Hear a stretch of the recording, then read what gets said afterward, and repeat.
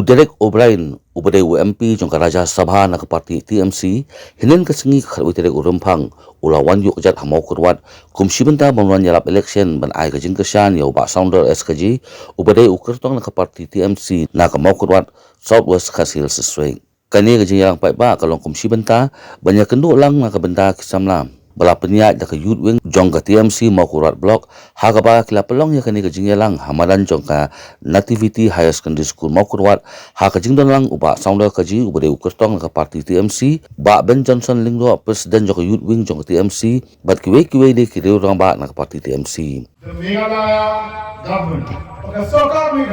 when TMC formed the government in Meghalaya the government will be done by the people of Meghalaya, for the people of Meghalaya, of the people of Meghalaya.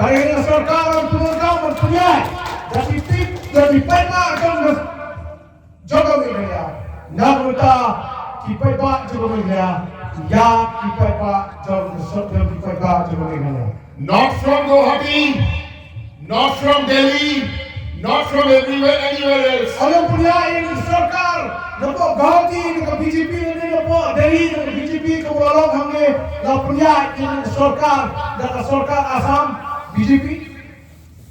I want to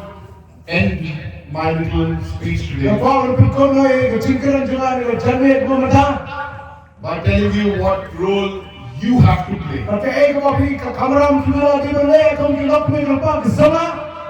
You have a powerful team here. You have a good candidate, very good candidate from a very good family. But you have to do something for us in the next 14 days.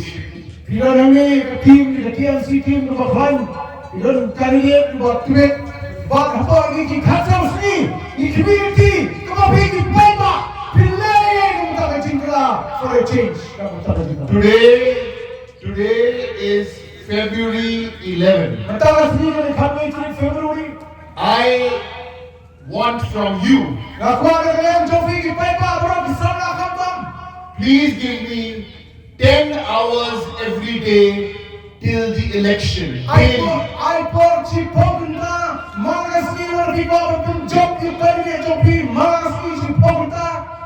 All my brothers and sisters, all the young people here, all the men here, I appeal to you to give TMC 10 hours of your time for the next 10 days.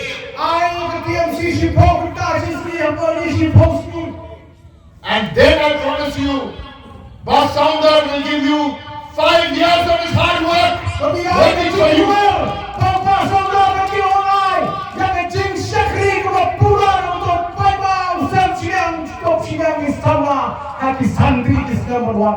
Hakani kesni layu adu bantun kup burom ya kisamla ki bawan ra ya kanam ke burom na ke Bynta ki kamele kai beper bat kajing piang burom ru ya ki katu kat ningut kisamla ki bawan punya so ya lade bat ke TMC hakabala sakhilang da ki bon ki pai ba nalu kisamla kan the bat samna shinrang ki bawan ban sngap ya kajing Ialap election hakani kesni